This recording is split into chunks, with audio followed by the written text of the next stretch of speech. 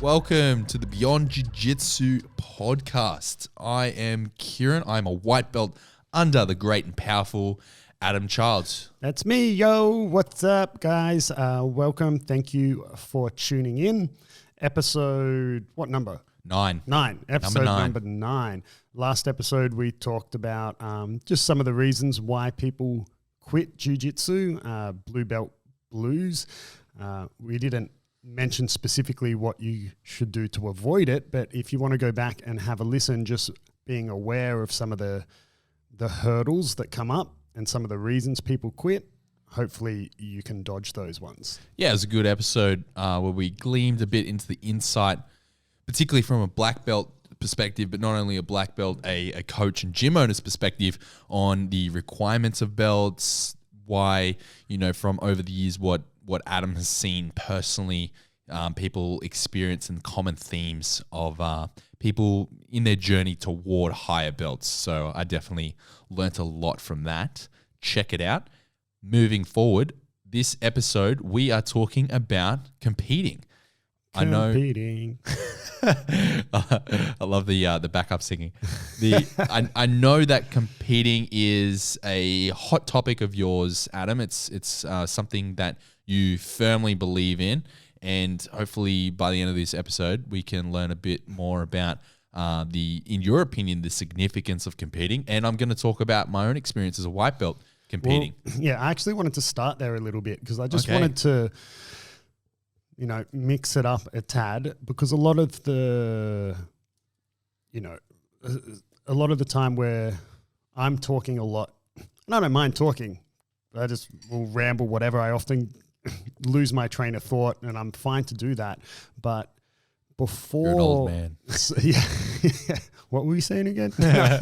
Before we go into my thoughts on competing, my approach, and why I think you should do this and not that, etc., I actually kind of want to hear a little bit more about your thoughts on competing. You've done 3 competitions in your almost year of jiu-jitsu. At heart, you're a competitor. You've done competitive bodybuilding, so it's not like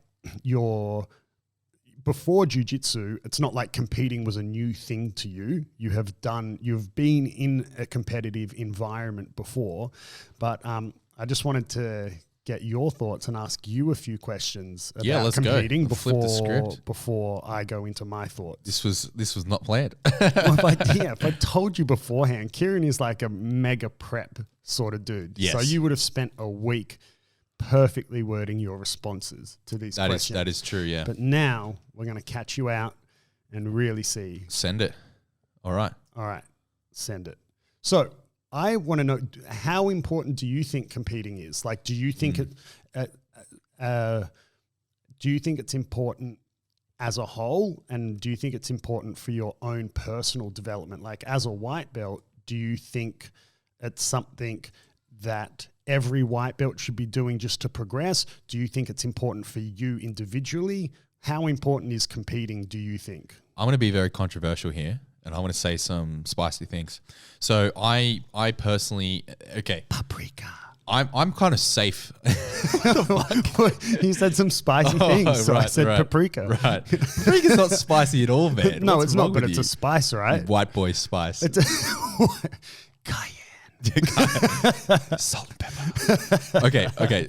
Let's not derail. Okay, I'm going to say some controversial things here, and I'm protected because I'm in front of my coach. So anything I say that's wrong, I can be corrected live and on the spot. So opposed to some of your hate comments on YouTube. Exactly. So I'm giving myself permission to go out on a limb here.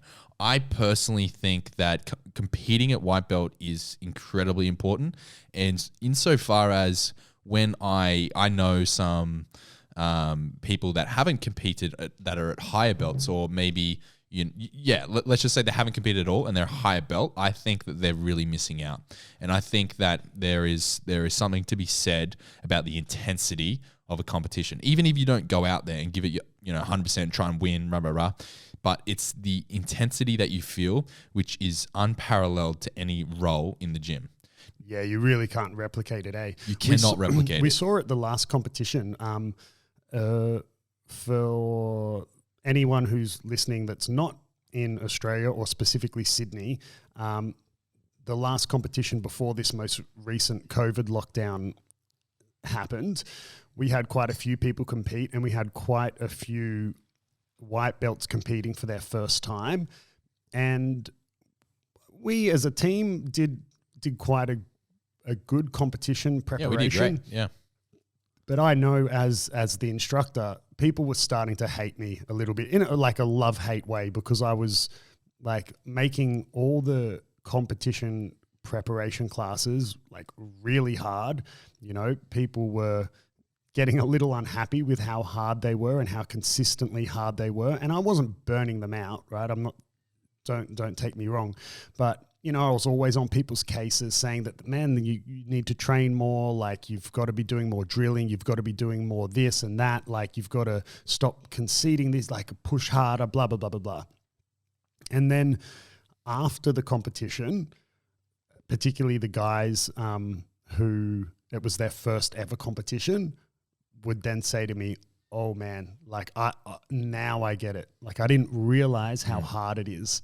You know, you've got the nerves, the adrenaline, you've got someone else putting everything on the line, right? It's just so much more intense than in the gym. Yeah, right? It's not even comparable. Yeah. Like, and it's a mental, you're literally on a stage. You're in front of like potentially, you know, spectators, or even if you're not like your coach, your teammates, you don't, you know, you have that thing where you don't want to let them down. And it's not only all of that, but you're up against someone that there's no excuses. There's nothing to hide behind. They're the same belt as you, the same weight as you, and generally they're within the same age bracket as you as well. So there is absolutely no excuses. There is nothing in the back of your mind. Oh yeah, but they were a blue belt.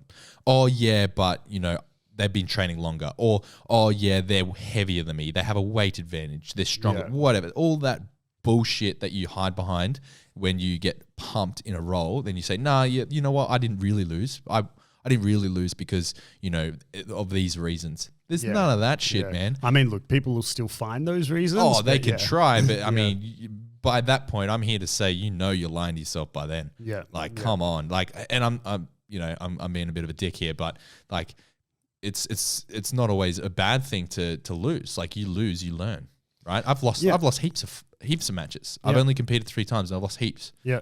Like, I've gotten pumped. I put it on YouTube of me being like choked out. I put it on YouTube, me like being stuck in a triangle for a minute and a half. Did you have that one on YouTube? I do. It's still up there. And I put a counter on it. Like, how long? How long were you in it? Just under a minute and a half. Man, it was the longest minute and a half of my life. That was super tough fight. What happened? Like, at that comp, did you cut weight aggressive, or you had an injury? So, was that your ankle? No. So this one, this comp was, I didn't weight cut. So I was in the 88 kilo weight class. That was my second comp. And I just got pumped. But I did weigh in under. In hindsight, it was quite funny. Like, suggest watching it on YouTube, because Kieren was in the triangle for a long time. Yeah. And then ended up tapping. Yeah. And then the fight was over, obviously, and he couldn't even stand up because it was such an extended period of time with lack of blood to the brain. Oh, man. And the ref was, man, I lost it at the ref. The ref was Brazilian, like a lot of the refs are. And I'm yelling profanities at him in Portuguese, because he wasn't, I don't know how much of this you remember, but he wasn't helping you at all. He even turned to your opponent and said, oh, make sure he's okay. Like, you couldn't even... And the guy just beelined it the other way. You couldn't even stand up. Yeah, in hindsight, I should have sat down. Like, you were yelling at me to sit down. I should have just sat down, but there was a bit of pride, a bit of like, oh, I'm all right. Dude, the ref... But I was not all right. You know, and I was yelling at the ref, like, man, you got to help him. Like, he can't stand up. Yeah. Like, and the ref literally said, like, oh, he's a big boy. He can take care of himself. Yeah, I was pretty delirious. I'm not going to lie. And then you ended up spending how long with the paramedics? I think about 45 minutes, nearly an hour with them in the end. Yeah, like, because your blood pressure was all over the place or something. My blood pressure was extremely high. Like the paramedic, he was asking me. I remember he was asking me like random questions, and I remember just looking at him, and like the answer couldn't come to my brain. Like it couldn't come to my mind. I knew he was talking to me. I knew what he was saying. I understood that, but I couldn't respond.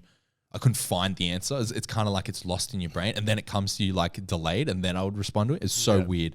Obviously, I'm talking as though I've been shot or something, but yeah, it was. I was not okay. But anyway, back to the original based point. on that, we think everyone should compete. Exactly, and never tap. If you tap, you're a loser, and we hate you. No, I'm totally fucking around. I learned a lot from that, and I don't like getting in triangles. I think I was scared of triangles. I'm going to be honest here. I don't think I've really admitted this out loud, but I was a little bit.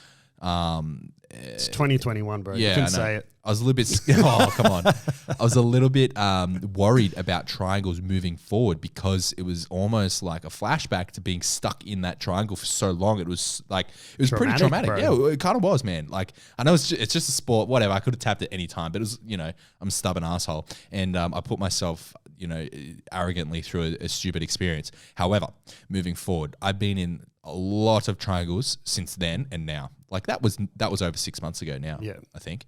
Yeah, that was like 6 months ago. Significantly less. But that's also to do with what we're working on at the moment with your style of passing. Yeah. Oh, but I always talk I'm more about comfortable now. If I get in a triangle, my escapes are more confident. Much better. But you're also not you're also not getting caught in them as often. What I always say that every position, technique, whatever in jiu-jitsu has its pros and cons. Nothing is foolproof. Otherwise, you would only need to learn that one technique. Yeah. And the style of passing we're working on with you at the moment does lead itself to getting caught in triangles or umnaplatas. It's a very chest heavy style of pressure passing, which is fine. Yeah, it has pros to it as well. But some of the cons are that if you're not very versed there, you can fall into triangles. Yeah. But you're only going to get better at not getting caught into triangles and falling in those pitfalls if you spend more time working on it. Exactly. And it's already improved, right? Yeah. You would previously, every roll I could look over and you'd be in a triangle. Whereas now, no, but I mean that, in a good way to show your progression. Whereas now it's like one of your training partners and my students, Jonas, a very good blue belt, has incredibly savage legs. His triangles and arm bars from guard, really, really good. Previously, you would kind of almost just fall into his triangles. Whereas now, if Jonas hits a triangle on you, it's because he's had to strategically set it up and and hit a triangle, opposed to where you would just kind of put yourself in one through your passes. Yeah. So the progression has already come a long way. But anyway, little off topic as we always do. So back to competing. So you think it's super important for white belt? Yeah, I mean, after every competition, I'd come back in the gym with ferocity. Win, loss, or whatever. I was going to say draw, but never had a draw. Yeah. Win or lose, whatever. However it went, a minute 30 triangle, or a gold medal at the end. I just came back to the gym with a new understanding. It was like a light bulb moment every time. And and not only is it motivating, but it also highlights weaknesses like the triangle incident, or because all of my matches, or nearly all of my matches, have been recorded, which helps a lot as well. You need to get that YouTube content. I'm able to re-watch the content and sometimes get commentary from yourself or the likes of Jeremy Skinner, and just go through the tape and figure out how I respond in that moment. Because maybe I know the jiu-jitsu, right? Maybe it's buried in the back of my brain. Maybe if you said, okay, today we're drilling X move, I could pull it off.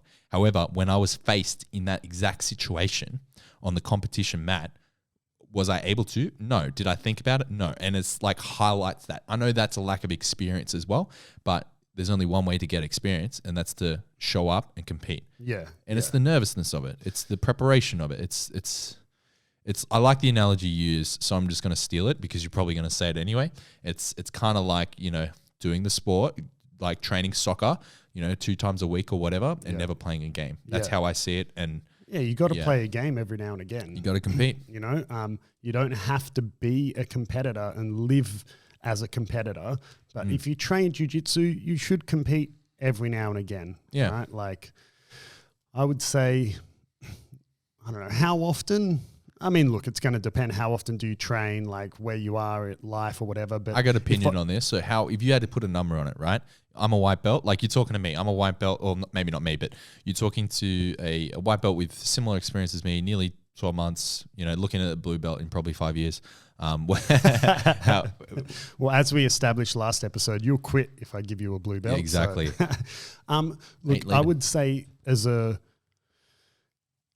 I don't really want to give a number, but I would say, like, you need to compete at every belt. That's what I would say. Okay. Like, because some people really don't want to compete and they're not in jiu-jitsu for it. Why? Like, well, I had a student who did jiu-jitsu. Like, he wasn't against competition. Like, he had competed in other sports and things like that. But he was like, man, that's not why I do jiu-jitsu. He's like, jiu-jitsu for me is my de-stress. He's like, I compete in whatever else he did, right? He's like, that's where I compete. He's like, jiu-jitsu for me is my switching off. It's how I de-stress. It's how I socialize. Like, I don't do, he's like, if I had to compete, he goes, if you said to me, it's compete or leave, he's like, I would leave. He's like, I don't do jiu-jitsu to add the stress of competition. He's like, I do jiu-jitsu to take away all my stress. So I get that as well. I get it. Was he a high level athlete in whatever else he was doing? Was he competing regularly in this other sport? No. Okay. But, so I get it because some people do it for different reasons, but, maybe that's an extreme example. Yeah. I would like to see people compete at every belt. You don't have to be a competitor, but, every belt you should at least do a competition. Yeah. Maybe as a sweeping statement. If I had to give a number, yes, I please. don't know. You should do like at least compete once or twice a year. Yeah, I was going to parrot the same, and I think I got this from you. I'd say probably twice a year. And I have obviously, if you're a competitor, way more. Yeah, right? yeah. Like, yeah, I mean, sure. I've spoken to a bit different at the moment because of lockdown, but and COVID restrictions. Even outside of lockdown, there's less competitions, right? Because of COVID. Particularly internationally. Right? But if we ignore COVID, like I've said to you that you're someone who wants to compete. So I've said, man, I would want to see you compete like, at least 6 competitions a year, which you might think the number 6 is not that many, but man, like that means you're competing every 2 months, right? Like that's a lot. It comes around quite quick. And some of those competitions are going to pile on top of each other. They do, because a lot of them you are might do seasons, 3 right? competitions within 3 months. Yeah. So like if you're doing a comp a month, right? It's a lot. I had, I don't know if you know who this is, but his nickname is Plator, right? He's an Alliance black belt. Vinicius Ferreira is his name. No idea. From Fabio as well, but now trains. Oh, is he in Florida now? I think he might be in Miami, or maybe he's still in New York with Marcelo. Anyway, man, he joined as a blue belt and savage, super tough guy. At blue belt, he had 1 year where he did, I think it was in 1 year, he did 50 competitions. Wow. That's one a week. Dude, like he could compete one comp on a Saturday, a different comp on the Sunday every week. Like, man, he would compete so much. Wow. Like, and he was thinking of all those registration fees. Jesus dude, imagine, Christ. right? Yeah. Yeah. That's so much money. Anyway. But anyway, so yeah. What about for you individually? Yeah. What do you think about the importance of competition? And then we'll flip it back to me and what I think. So I'm going to be pretty transparent here. I think some people don't compete because they're scared. 100%. Like I'm just going to go out and say it. I think that some people, they may have a reason, right? They may be like, oh, work's in the way, or oh, I'm busy, or I can't afford the registration fee, or what have you. But I mean, if it's really something that you want to do, you'll find a way around those things, right? I'm not saying that you need to quit your job, but I mean, you can't find a competition all year that you can compete in. I just don't buy it. And you can't afford a $100 registration fee when you're paying whatever your school fees are per week. I just don't buy it. Anyway, I think it's just fear. Like, people are scared. So the importance, I get nervous. I get scared of competing as well. Like, I'm someone that wants to compete over 6 times per year. And each time I'm approaching one, I get scared. I get nervous. Sometimes I'm shitting myself, right? Yeah. That's normal. And I think that's what really drives me to do it, because there's a little voice in the back of my mind, a little part of me that doesn't want to do it. Yeah. Like, I'm just being honest, like the majority of me does. Obviously, I really enjoy it, and it's incredibly rewarding, the friendships. I mean, I could go on and on as a bloody pleb white belt talking about how many benefits there are. But yeah, there's a big reason why I want to do it is, one, I want to get better.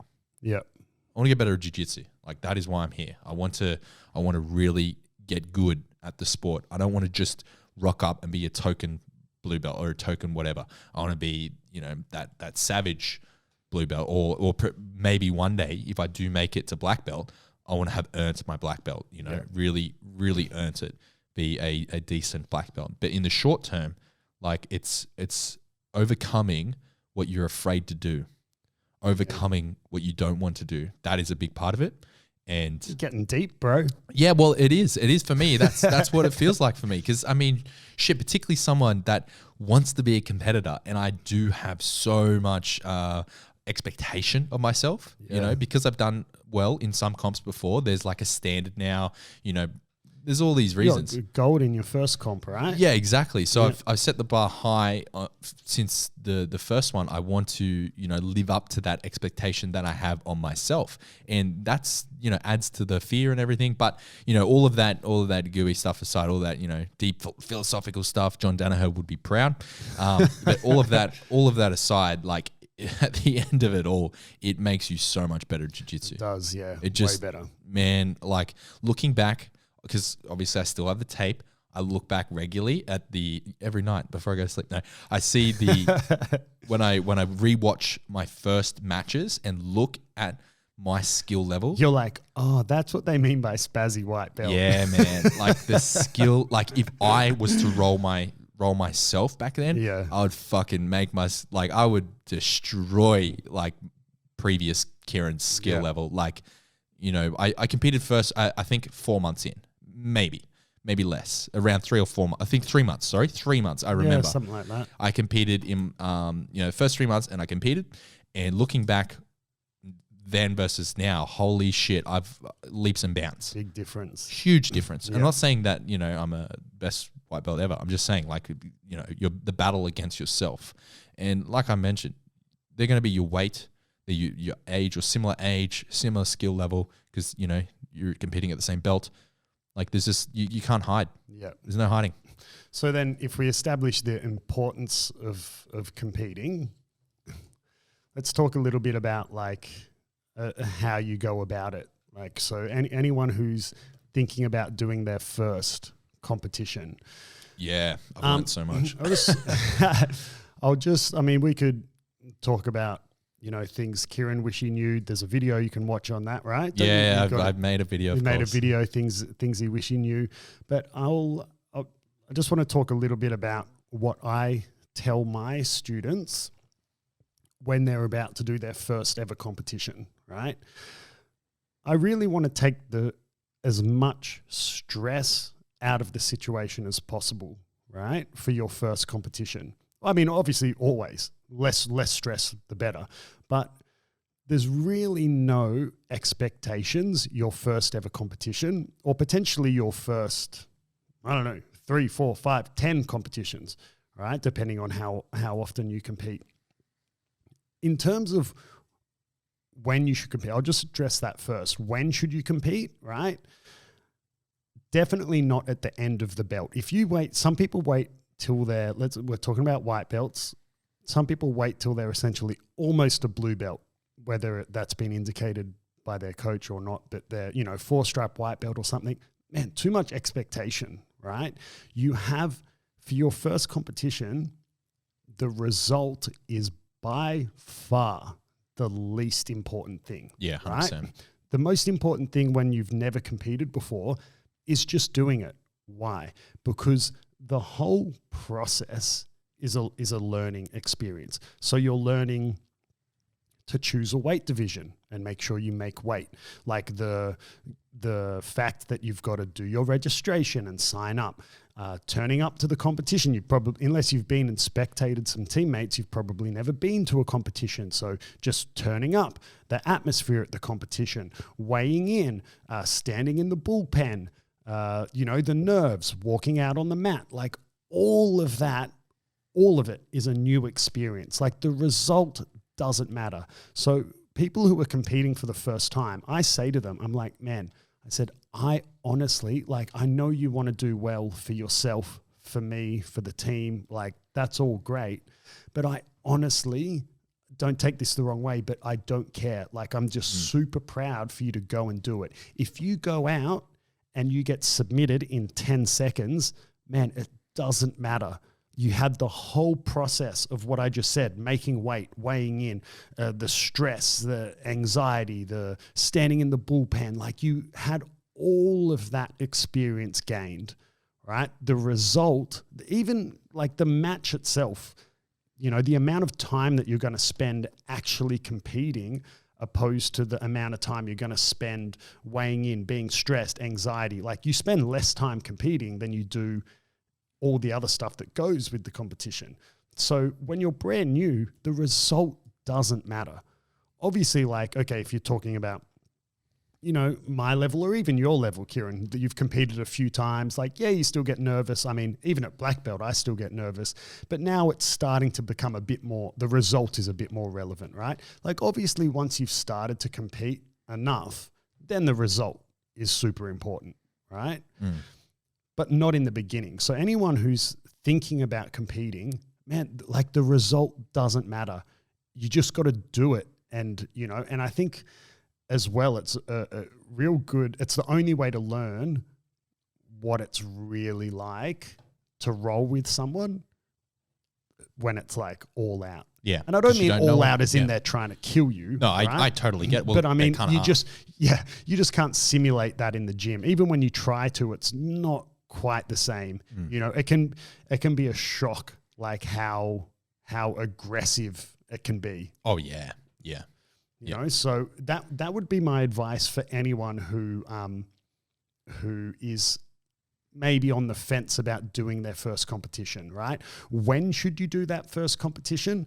Yeah, I said don't wait till you're at the end of the belt. You're putting too much expectation on yourself, right? Same as like sometimes people get their blue belt and then they don't want to compete straight away because then they'll lose. And it doesn't matter if you wait till you're an experienced blue belt. You're just putting this unnecessary expectation on yourself to do well. Yeah. Right. Just like because you never know. Like when you compete, you might come up against someone who got their blue belt a week ago or someone who has had their blue belt for 4 years. Like you don't know. Like it doesn't matter. Right. Whereas if you wait until you're a blue belt of X amount of time, you've just put this unnecessary stress on yourself to do well.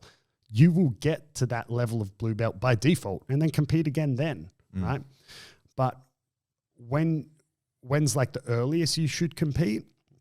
It depends on the individual, but I wouldn't suggest competing after 1 week of training jiu-jitsu. Once does one lesson, signs up to a comp. I'll be right. Look, if you're maybe an NCAA Division I wrestler, cool, go for it. But as long as the student is at a point where they know enough jiu-jitsu where they can keep themselves safe, they're not going to do something silly and get DQ'd. Or severely injured their opponent, right? The rules can get quite complicated depending what competition you're under. So they don't need to know every little rule because even me as a black belt, I recently did my rules course and I could still think of more questions for specific positions. Like it gets so complicated. But, do they know enough to keep themselves safe, to not severely injure their opponent? Do they have a general understanding of the rule set? Cool. If you're ready to go, if that takes you 2 months, 3 months, 6 months, once you're there, I suggest competing straight away. Yeah, I agree with that. Yep. And that's pretty much what I did. I remember it was the first competition round that came up, and you put the call out, like everyone sign up, as you do, and the lineup. I try to put a bit of pressure for people to compete because, I mean, yeah, like I've only got a few competitors to the core students in the gym. Who, you know, a few people who are really like, look, man, I'm making sacrifices in other areas of my life because I want to pursue this, right? And that's actually the minority of your students anyway, right? But yeah, so I often try to put a bit of pressure on people to compete because I have a lot of people who are due to compete, you know, like they got their blue belt 18 months ago. It's like, man, you should do a comp at blue belt, like. You should be doing 1 or 2 a year. Yeah. Anyway, so I always try to put a bit of pressure on. Yeah, for sure. So I jumped into it at that point. And I remember explicitly asking you, because I was like a one stripe or something at the time. And I said, am I ready? Can I do this? You know, and I definitely said no, right? Yeah, no. You said no. You slapped me. Well, I mean, actually, you said yes, obviously. What did I say? Like, what was some of the advice? Pretty much what you just said then. Yeah. So you said, you know, it's not about the result. I remember explicitly because you paraphrased it just now, because it's something that you believe in. It's not about the result. It's about the experience.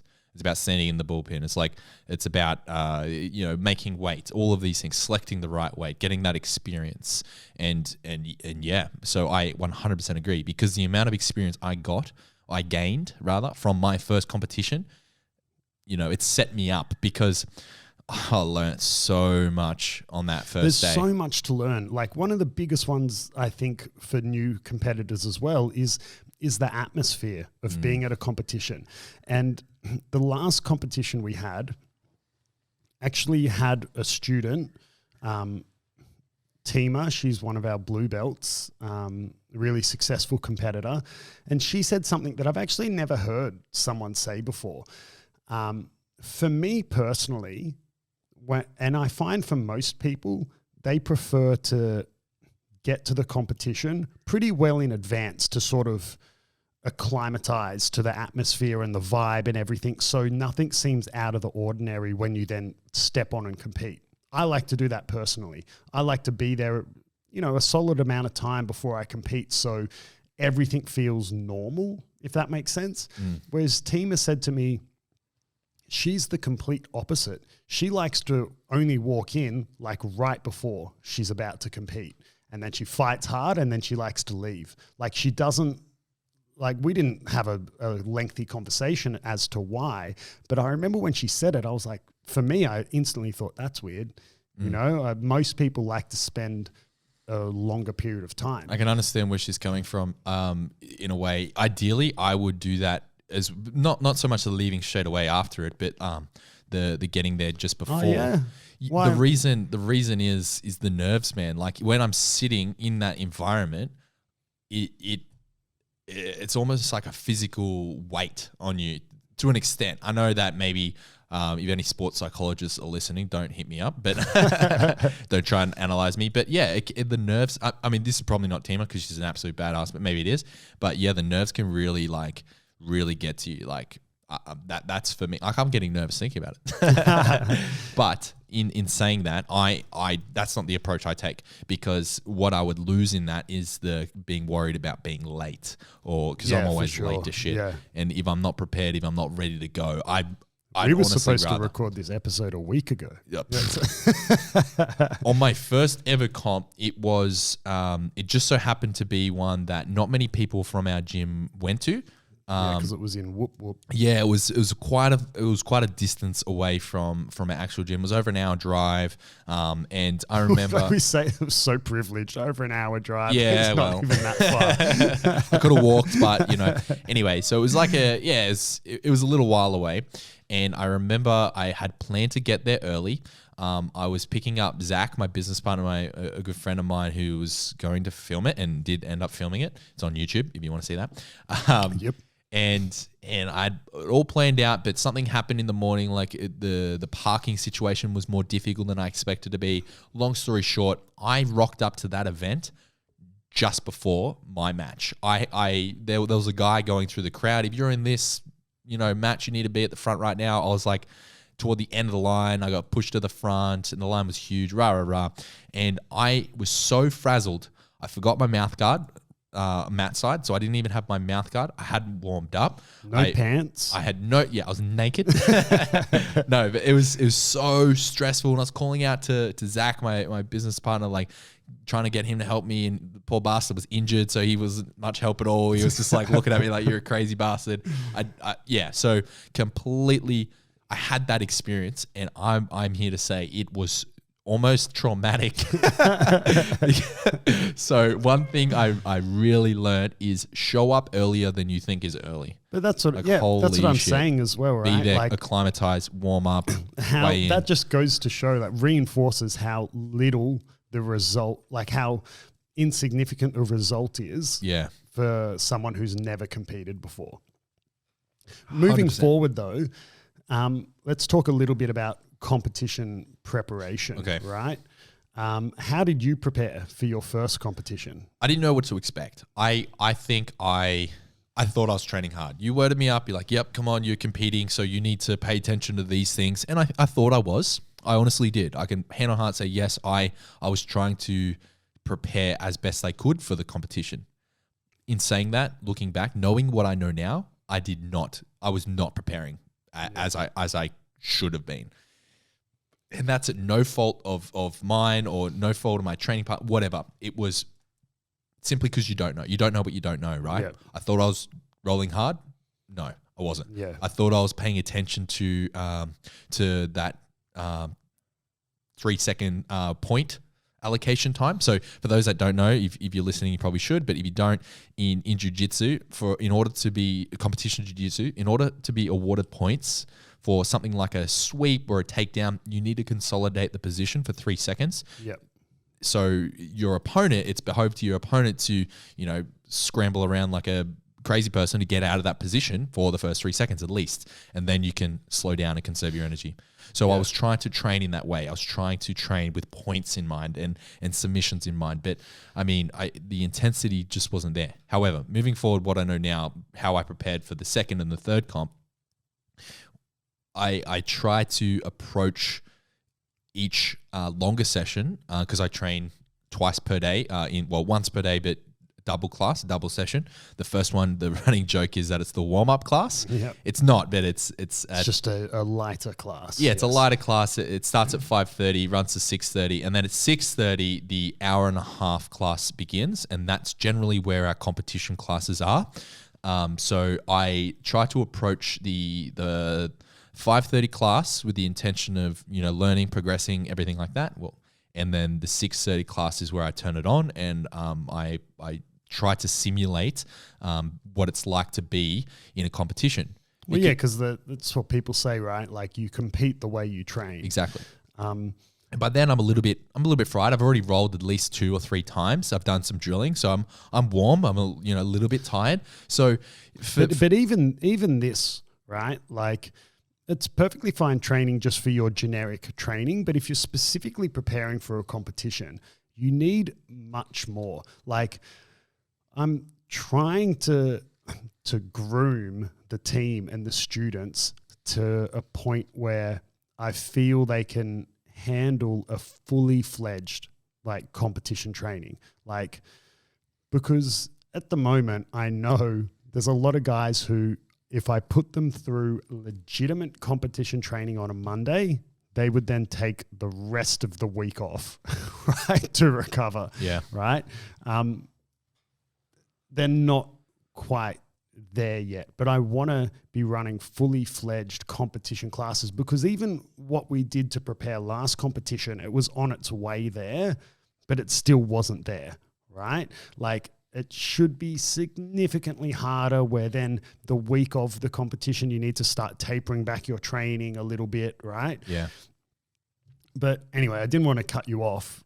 That's fine, the training we do just for your, that's just our training. But if you have a specific goal, I personally, now shifting a little bit away from addressing people who have never competed before and doing their first competition, your preparation isn't as important because, like I said, it's just the whole experience of doing it. But now you're someone who's competed a little bit, you want to go in a bit more prepared. Man, like I think you should be approaching it almost like it's a fight camp, like sort of 6 weeks out. You should really be, and it's on your instructor to structure the classes, like whether you're doing specific training or you're rolling and whatever, but you're preparing for a competition. So you should be doing a lot of specific competition stuff. Like, the fight starts standing. You need to be doing a lot of standing stuff, whether it's takedowns or guard pulls, consolidating positions, not consolidating positions, submission only, a lot of specific, we're not going to sit here and spend 2 hours talking about explaining the different competition specific drills you can do, but you need to be doing those leading up to a competition. And that is harder than just your regular training. Your regular training can be really hard as well, right? And to some extent, it's going to be how hard is your instructor pushing you, but also, you got to take some of the responsibility yourself. How hard do you push yourself can dictate how hard your training is, right? Yeah, exactly. Yeah. And one thing, and I don't think this is, on reflection, I don't really think this is super important for first-time competitors. But again, I'm speaking with limited experience here. But one thing I'm addressing now that I have a few competitions under my belt, and progressing in the sport slowly but surely. One thing I'm focusing on now for competition scene is stand up, as all matches start on the feet. I know that a lot of people simply recommend that for a first time competitor or whomever just to pull guard. That's not really my style. So I'm really focusing in on that stand up part. And I think it's a good point to address. And especially as you being a white belt, you've probably heard me say this. A lot of things I say on the podcast, you've heard me say in the gym, but let me just address why stand-up gets sort of ignored a lot in jiu-jitsu. And it's because you're allowed to pull guard, right? So, and a lot of jiu-jitsu players, like guard is their better position, at the black belt level, and a lot at the lighter divisions, the two athletes will fight over who gets the guard pull first, resulting in a lot of double guard pulls, right? So stand up in that case is irrelevant. But when we're talking about white belts, what happens, right, is you have two competitors that don't want to pull guard because guard is less intuitive than being on top, right? So the average white belt unfortunately doesn't have a good guard, right? So they're less comfortable to pull guard. Most competitions, they don't allow white belts to jump guard anymore. You used to be able to jump close guard. So I remember when I was a white belt, you were allowed to jump close guard. So I would often jump close guard because then your, open guard is something harder to learn, right? And I'm sure you can relate as a white belt. Like if I were in your close guard versus your open guard, you would feel a little safer if I were in your close guard, right? To not getting past. 100%. So when you were allowed to jump close guard, you could do that. Now you can't. So you've got two white belts who don't really feel comfortable playing guard. It's less intuitive. The last thing they want to do is pull open guard.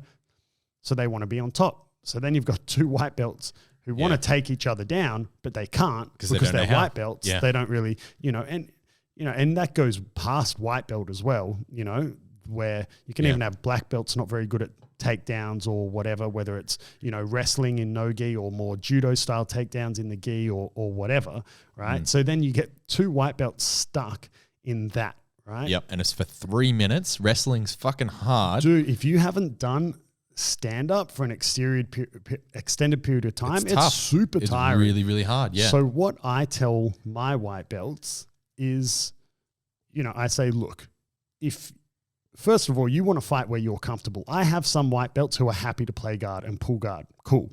But majority of them don't. So I'll say to them, let's have a very tough white belt as a good example, Joe, right? So Joe is an ex-rugby player, like big dude, like 110 kilos, not 110 kilos overweight, 110 kilo big, strong guy, right? And right before this lockdown, Joe was about to compete at the States that got cancelled. And he wants to be on top. He's got good, heavy top pressure. But of course, he's going to be competing against another guy who's over 100 kilos. And he probably else wants to be on top, And probably also wants to be on top. I don't know if I mentioned, Joe's a white belt as well. So all these same sort of issues. And I said to Joe what I say to all white belts. I go, okay, cool. You want to be on top. And if I could choose, that's where I would have you end up because you're very good on top, right? And, playing the game of the sport, chances are your opponent doesn't have that great of a guard, blah, blah, blah. But I said to him, man, what's probably going to happen is you want to be on top, he wants to be on top, neither of you can take each other down. Last thing you want is in a 5-minute match for you to spend 4 of those minutes getting gassed, being, trying to take each other down, that when it finally does go to the ground, you're so gassed the dude, smashes you or whatever. I've said, man, if you can't take him down and he can't take you down, I said, man, I would prefer to see you pull guard and go for it and do your best. And if it doesn't work out, man, lesson learned. I don't mean lesson learned as in don't pull guard, but you learn from that experience. So I would prefer to see you, maybe after a minute, there's no takedowns. I would prefer to see you pull guard and potentially get smashed than see you stagger on your feet for 4 minutes and then pull guard when you're tired. Because you're getting no jiu-jitsu. You're getting no ground jiu-jitsu in your competition time. Yeah, it's just this stalled out. Yeah. Like, we're not watching 2 black belts who are also black belts in judo unsuccessfully taking each other down. That's different. We're watching 2 white belts unsuccessfully take each other down, right?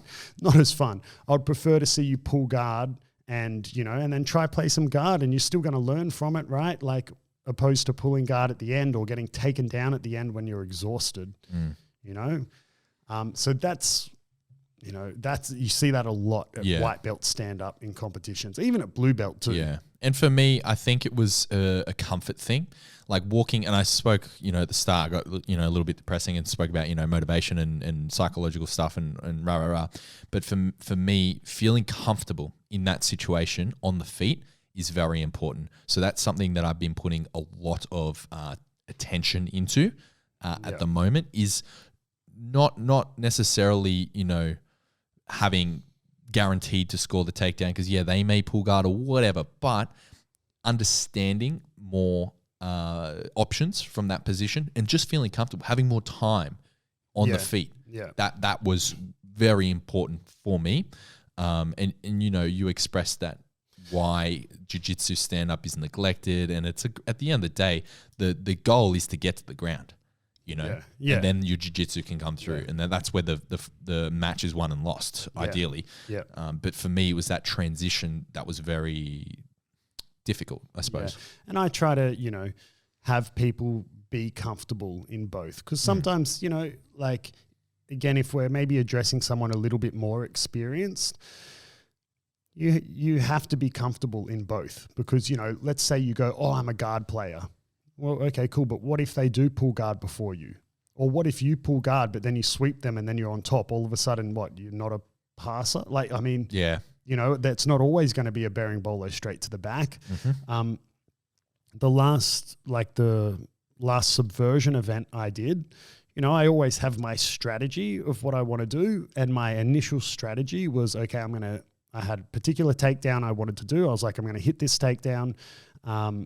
And then I like to pressure pass. I was like, I'll hit this takedown. I'll pass, submit, from mount or wherever. Just for those listening, subversion is a streamed live event that's held here in Australia. It's one of our, it's like who's number one in Australia. Yeah. Definitely not as big, not on that scale, but it's like one of those. You just have the one match, right? Yeah, like you have your opponent, super fight event. Yeah, and invitational only. Yeah, for the lower belts they have qualifiers. Okay, we'll get you there. We'll get you qualified one day. But anyway, like I went into the fight, I felt the guy being a bit like maybe defensive on the takedown. I went for the takedown, like missed the takedown. And then I just kind of made the decision in the moment, I was like, oh man, like I feel like he's going to be really defensive on the takedown. I said, I'm just going to pull guard. So then I did the exact same game plan, but from guard, I then, instead of getting the takedown, pass, submit, I pulled guard, swept, pass, submit, like, so you got to be comfortable both, right? Obviously that's harder for white belts, but if we're dealing with a more experienced competitor, your game plan may be to pull guard or may be to get the takedown. You got to be willing to do both. Yeah, 100%. Yeah. I do want to mention one of the biggest bits of advice that I give to everyone competing, whether you're new or old, because some experienced competitors have maybe never thought about it this way. I always tell students leading up to the competition that you need to structure your week so comp day is your best day. And what I mean by that is let's imagine you train Monday to Friday and you rest every Saturday, Sunday, hypothetically. Some people come in and their best day, like when they feel the best, that they feel they train the best, will be the Monday. They feel after their 2 days rest, Monday's their best day. Some people, like myself, my best day is Tuesday in that scenario. Like Monday, that day after rest, I'm like, get the cobwebs out. Tuesday's when I feel the best, when I feel the most switched on, like that's my best day, right? So you need to know what your best day is and then structure your week so that day falls on competition day. So if your best day is a Monday, right, and the competition's on a Saturday, well then what you should do is structure your week so you rest Thursday, Friday, and then Saturday comp day, that's your Monday, so to speak, you go in firing. Yeah. If it's like me, I do it the opposite. I'll rest Wednesday, Thursday, and then I'll train on the Friday, right, the day before the competition. So then on the Saturday, comp day, that's like my Tuesday. That's when I feel the best. And maybe some people do that by default, but if you're a more experienced competitor and you've never thought about it like that, it makes a huge difference. You need to do what works best for you. Yeah, that makes sense. And did you do that with did I tell you to do that leading up to your competitions? Yeah, that's what I did. And I chose Monday as my best day. I think when we get back to training regularly again, I'm actually going to try and figure it out a little bit more specifically and maybe change to shaping my week like a Tuesday is my best day because, I'm not sure. I'm still experimenting with that. Well, I mean, it was also different, right? Because previously you also were still working a full-time job in the Navy, right? Exactly. So quite a demanding job. So balancing a full-time job and trying to train, whereas now you're transitioning more into full-time bum. Full-time Centrelink. No, but like now you're transitioning into, your videography and YouTube and everything, like more self-employed. So you're not working for the man. No. I can shape my week a little bit more appropriately. My training can be shaped. Maybe previously Monday felt best because you were clocking 40, 50 hours a week in the Navy and whatever. Whereas now you might find it's Tuesday or Wednesday, or it might still be Monday. 100%. Because I think you left the Navy and not long after that, like this newest lockdown happened in Sydney. So you never really got to get a good training routine, hit your stride in terms of being able to train full time. Not yet, but it's coming soon. Yeah. So one thing I just wanted to touch on is selecting a weight category. I think this topic gives a lot of new competitors anxiety for sure. And okay, I can speak to this because I have done both ends of the spectrum. Now, I'm my walk around weight, if you will, previous to competing for the first time was around about 79 to 80, sometimes 81 with fluid retention kilograms. Now, there is a weight class in jiu-jitsu that's 79 kilos in no-gi.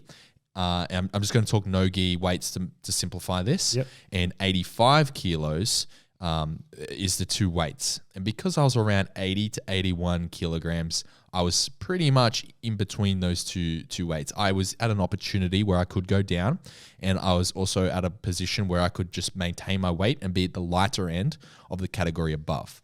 Now, what I decided to do under your advice was to go up into the 85 kilo bracket and just walk in whatever weight I'm at. I got a bit stressed then because I thought you were going to say, and what I did under your advice was to go to 79. I was like, No. I shouldn't have said that. No. You told me to go 85. Yeah. Now, the reasons were very solid that, first of all, you don't want to be stressing about it. Second of all, you didn't at the time know much about, my nutrition qualifications. So unbeknownst to you, I, maybe have zero understanding of nutrition. And I mean, people pay people like myself a lot of money to try and, get from 81 to 79 appropriately anyway. So it's not an easy thing to do if you don't have a solid backing. Unless you're out there and you just starve yourself. Yeah, good job, mate. But you're not going to come in with very good energy levels, and there's so many other factors there, right? So your recommendation was to go up. So that's what I did for my first two. Now, going back to what I said at the beginning of the episode, I got it in my head that I was very light. And to be fair, my first competition, I weighed in at 78 kilos in no gi gear, right? And I was competing at 85. So I was in the bracket below, competing up, which is fine, right? The second competition, I weighed in at around 80. So I'd increased my weight by a couple of kilos, so I was over the bracket, but still at the lower end. So I got it in my head that I needed to go down. So that's what I did for my third comp. I went down, but I needed to cut. Now, maybe because of my arrogance, maybe because I was injured at the time. I want to think it's because I was arrogant. But I was injured for my third comp. Probably shouldn't have competed, but whatever. I went down, but I had a hard time making weight. I was stressing about it. Yeah, I mean, it's worth noting as well, for those who don't know Kieren personally or have never seen him on YouTube or whatever, you're already super lean. I was 8% body fat. Yeah, it's not like you're overweight and you could cut 10 kilos in a week, right? You're super lean water. As it is. Yeah, so it was a difficult time. Obviously, I made the weight, but I came in depleted, energy depleted. I was dehydrated, and it didn't help me that the third comp we did, for whatever reason, and I'm trying not to be mad about it, but the organizers didn't allow competitors to weigh in until just before your match. Yeah, I think that was more COVID requirements. Which didn't really make too much sense. Yeah, they were trying to control the amount of people coming in and out of the venue. Yeah. So I was not able to, ideally you get to the venue, you find a spot in the grandstand or whatever, put your stuff down, find your team, say your hellos, you get everything organized, you find your bearings, you go weigh in. And then you hydrate, you eat something small, because ideally you have at least an hour till your first match. That was my plan. And I would have been quote unquote fine, maybe. I was not able to do that. Basically, I was so close to my weight that I wasn't able to really drink too much water. I wasn't able to eat. So what I did is I jumped on the scales, I made weight, and then I smashed a 2-liter thing of Powerade. So I fucked up, basically. I really screwed it up. So my advice to anyone listening, if you're competing for the first time or thinking about cutting or whatever, go up. If you're between weight brackets, go up. Yeah, I 100% agree. So yeah, to kind of put that in a nutshell, I mean, sometimes it's a no-brainer which weight division to pick because you're very clearly on one.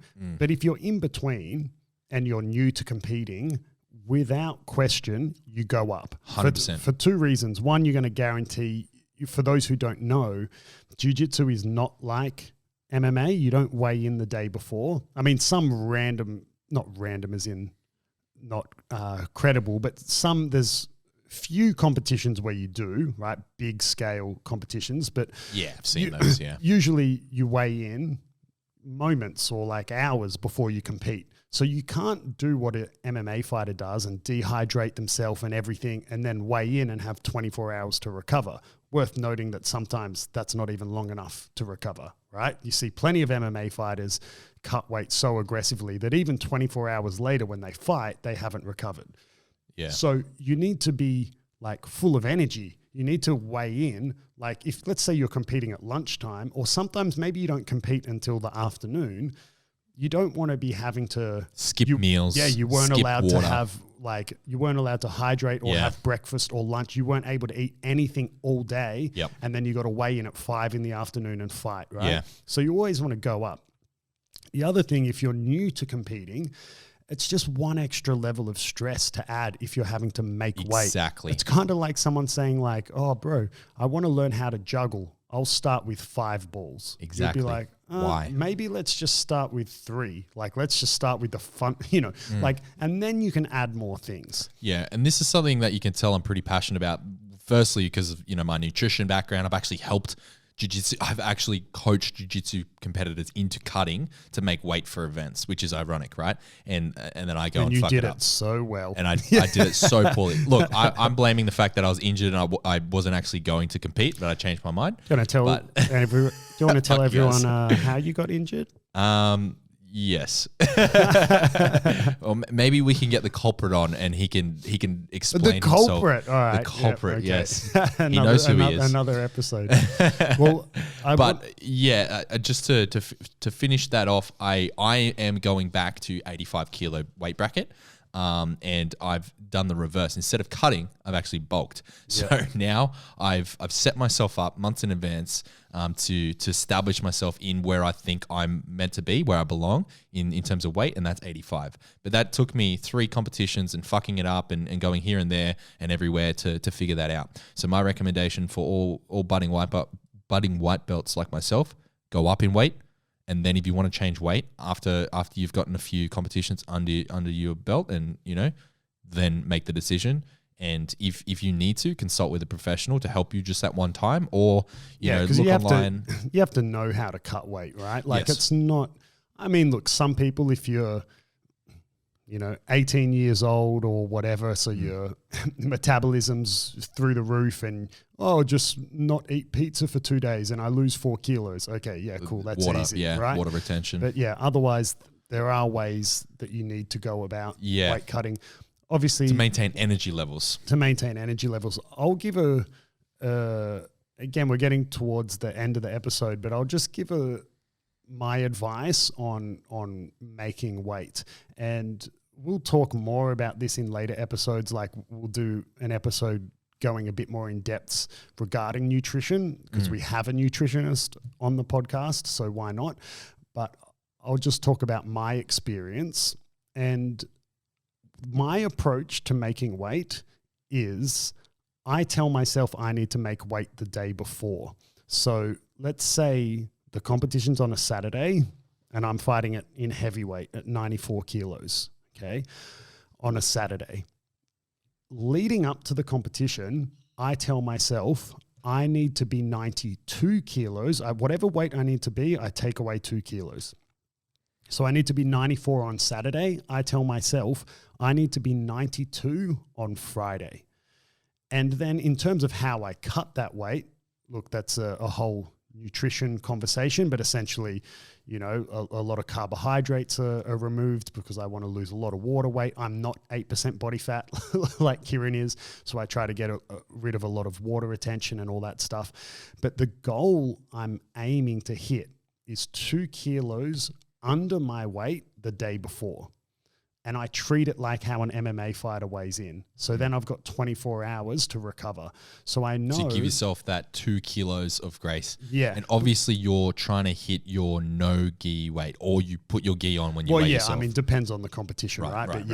But whatever the limit is. Yeah. And you would know that a lot of the energy that you're using on a given day, a lot of that is residual energy from what you've eaten the day before. Yeah, it's glycogen stores, yeah. So I want to make sure I'm underweight on the Friday. So Friday night, I know I can have a good dinner, typically like loaded with carbohydrates, blah, blah, blah. Yep. And then so I know Saturday morning, check my weight again. Oh, cool. Like I'm still a kilo under or 500 grams under or whatever. Yeah. I know I can you're not going to have a massive breakfast. I'm not going to have an English breakfast, but I know I can eat and be hydrated. So then when I go compete, I'm on weight for the last 24 hours, I've been eating really well, so I'm exploding with energy. That's the way I advise people to treat weight cutting. Yeah, you want to take, depends on your division, right? I fight at heavyweight, so 2 kilos percentage wise, right, is the correct number for me. If you were lightweight, you might say, okay, I need to be 1 kilo underweight the day before. Yeah. But take your weight division down a little bit, and you need to make that weight the day before so you can put that weight back on, or so you have that buffer zone to eat well, hydrate well over the 24-hour period, so you fight well. Yeah, absolutely. That's the goal, is to walk in and have enough energy and not be dehydrated, feel good to be able to perform your best.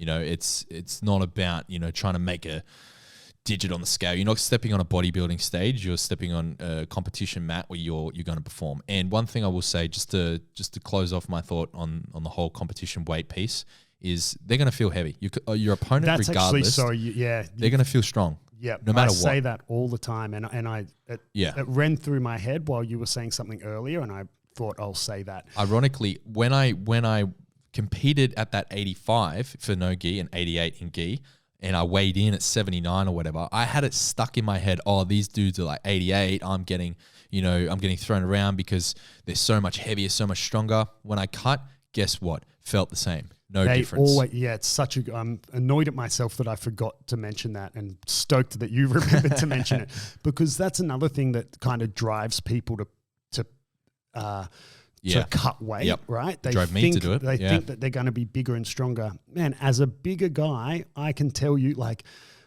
I'm a heavyweight. I could fight a lightweight in the absolute, and they feel strong. Yeah. Your opponent always feels strong. They always come across like they got better cardio and gas than you. Like, it doesn't matter.